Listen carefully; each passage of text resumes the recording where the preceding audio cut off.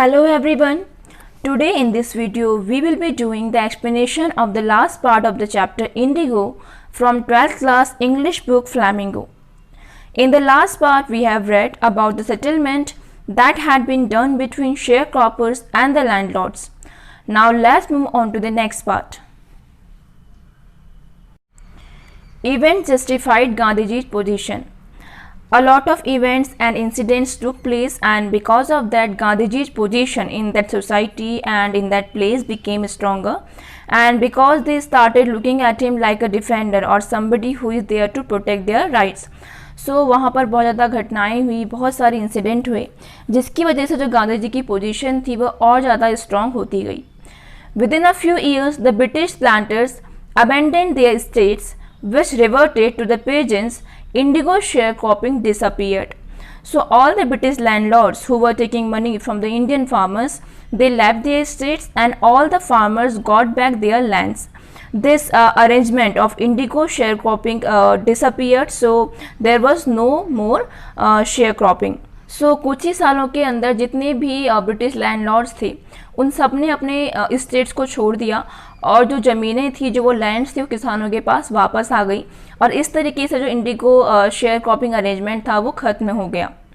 Gandhi never contented himself with large political और economic solutions. He saw the cultural and social backwardness in the Champaran village and wanted to do something about it immediately.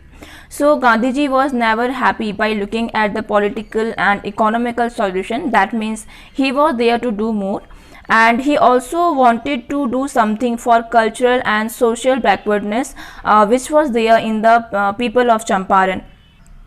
सो गांधी जी कहीं भी खुद को political या फिर economical solution से संतुष्ट नहीं रख पाते थे, वो खुश नहीं हो पाते थे इनसे, वो इससे भी कुछ और ज़्यादा करना चाहते थे और उन्होंने चंपारण के गांव में कल्चरल और सोशल बैकवर्डनेस को देखा तो वो चाहते थे कि वो उन लोगों के लिए कुछ करें.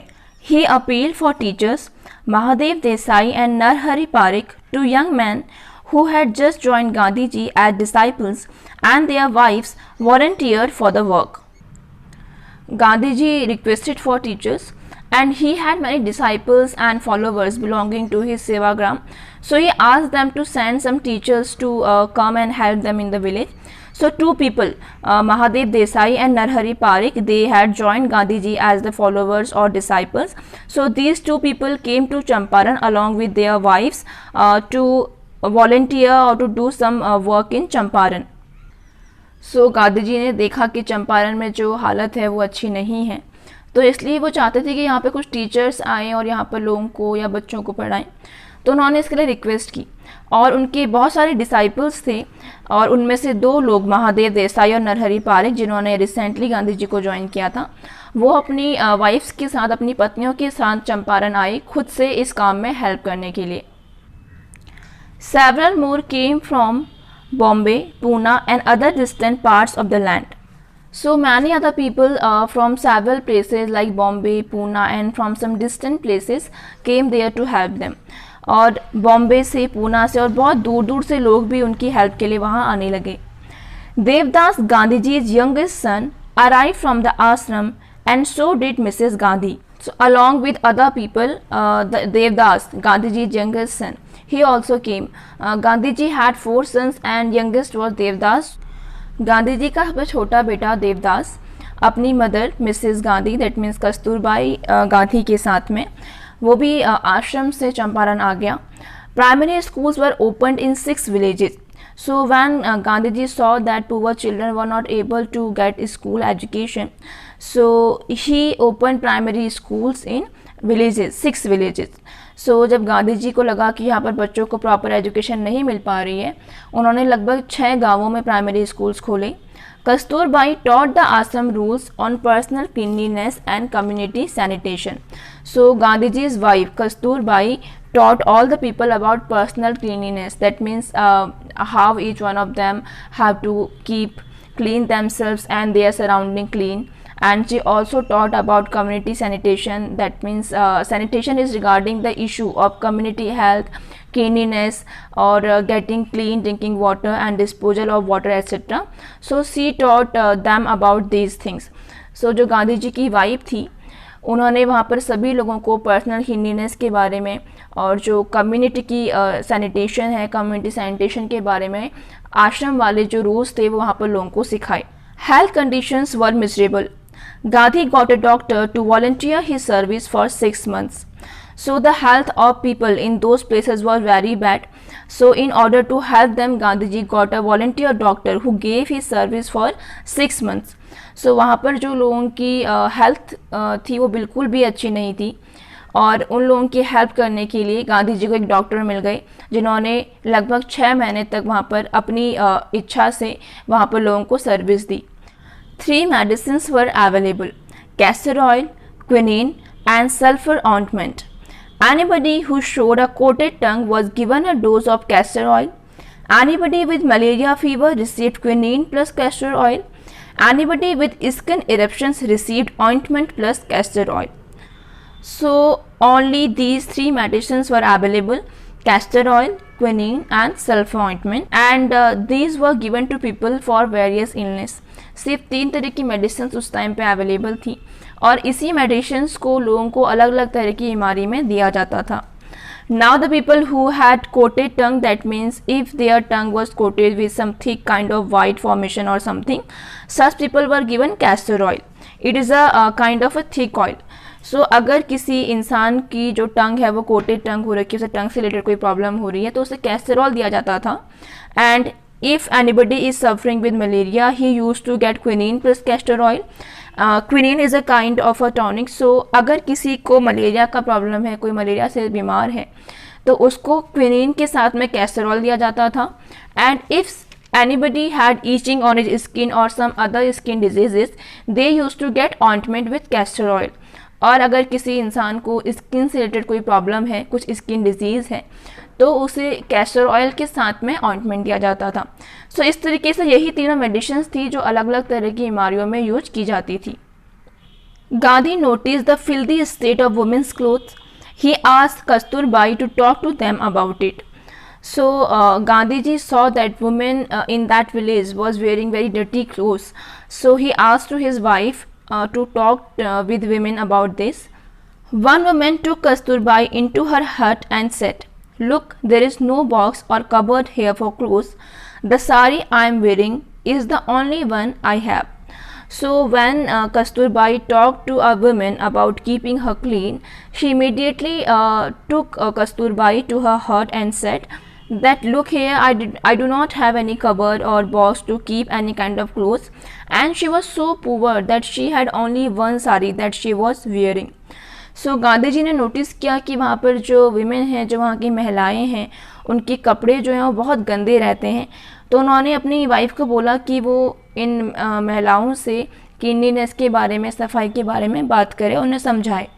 और जब कस्तूरबाई ये करने लगी तो एक महिला से जब उन्होंने बात की, वो महिला उन्हें अपनी झोपड़ी में लेकर गई और उसने वहाँ पर ले जा कर के उनसे कहा, देखो मेरे पास ना कोई बॉक्स है, ना कोई अलमारी है जिसमें मैं अपने कपड़े रख सकती हूँ, और मेरे पास सिर्फ एक ही साड़ी है.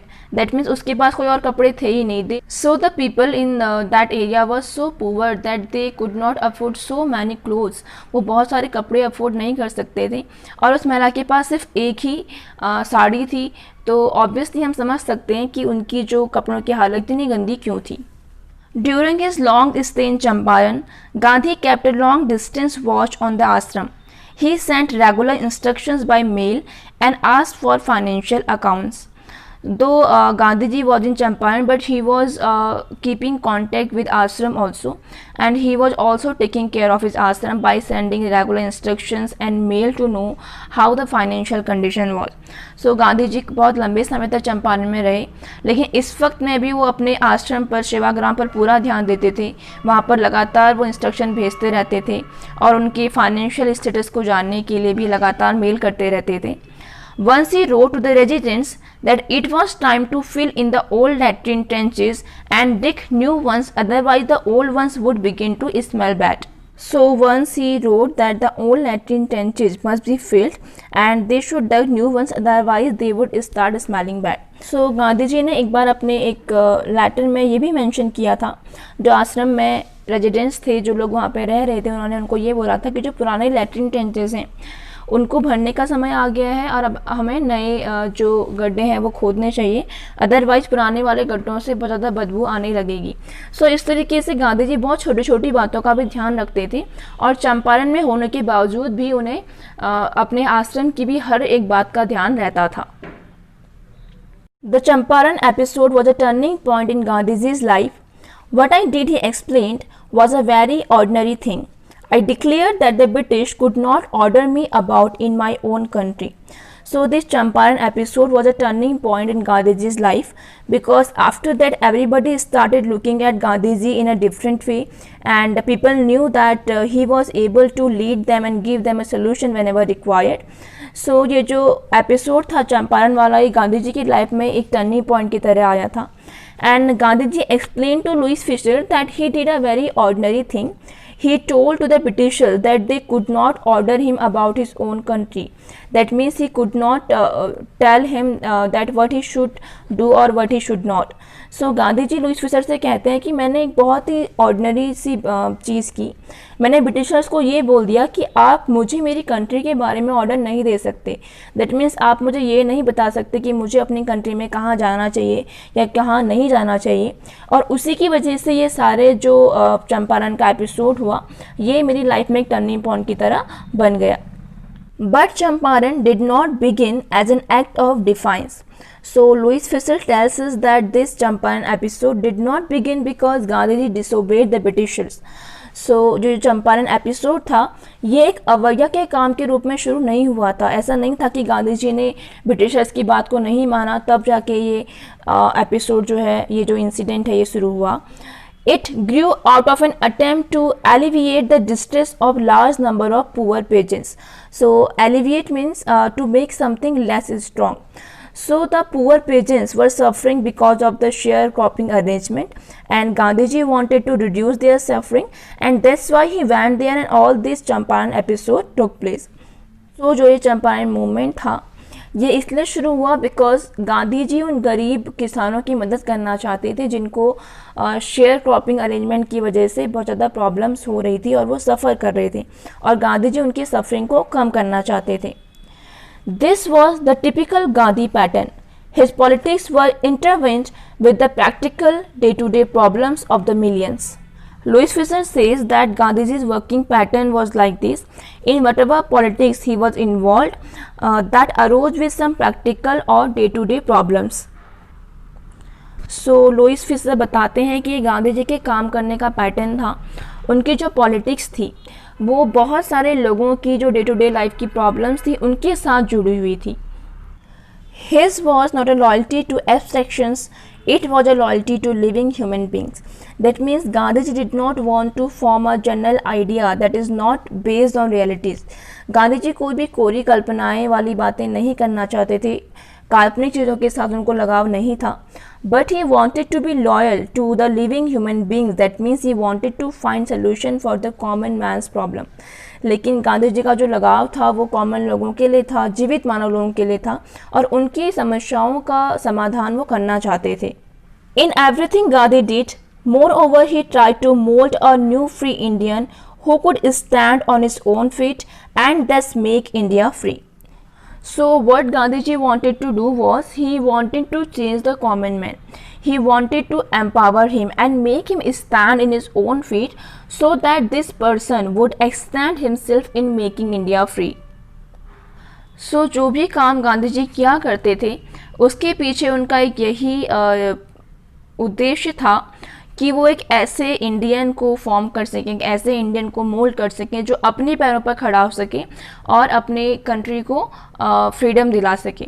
सो गांधी जी के जो सारे काम थे वो इंडियंस को स्ट्रॉन्ग बनाने के लिए और उनको एम्पावर करने के लिए थे. Early in Champaran action, Charles Freer Andrews, the English pacifist who had become a devoted follower of the Mahatma, came to bid Gandhi farewell before going on a tour of duty to the Fiji Islands. So Gandhiji had a devoted follower and his name was Charles Ferrer Andrews. So he was there with Gandhiji during this Champaran episode. One day he came to bid farewell to Gandhiji because he had some duties and he was going to Fiji Islands. So Gandhiji के एक devoted follower थे जिनका नाम था Charles Frere Andrews और वो एक English pacifist थे. Pacifist is a person believing in peace. So Charles Frere Andrews को अपने किसी काम से फिजी आइलैंड जाना था और वहाँ जाने से पहले वो गांधी से विदाई लेने के लिए आए. गांधीजी's lawyer friends thought it would be a good idea for Andrews to stay in Champaran and help them. So when Charles Ferrer Andrews came to meet Gandhiji, Gandhiji's lawyer friend said to Gandhiji that it would be better if Andrew would stay in Champaran and help them, and it will be very useful in the fight against the Britishers. So जब Charles fair Andrews जो हैं गांधीजी से विदाई लेने के लिए आए, वहाँ पर गांधीजी के एक लॉयर फ्रेंड थे. उन्होंने गांधीजी को ये बोला कि अगर मिस्टर एंड्रूज जो हैं यहीं चंपारण में रुकें और उनकी मदद करें तो ये बहुत अच्छा होगा, बिकॉज इससे वो ब्रिटिशर्स के अगेंस्ट आसानी से लड़ सकते हैं. Andrews was willing if Gandhi agreed, but Gandhi was vehemently opposed. So जो मिस्टर एंड्रूज थे वो भी रेडी थे यहाँ रुकने के लिए अगर गांधी जी एग्री हों तो. लेकिन गांधी जी ने इस बात का स्ट्रांगली प्रोटेस्ट किया, वो इस बात के लिए बिल्कुल भी राजी नहीं हुए. He said, "You think that in this unequal fight, it would be helpful if we have an Englishman on our side? This shows the weakness of your heart. The cause is just, and you must rely upon yourselves to win the battle."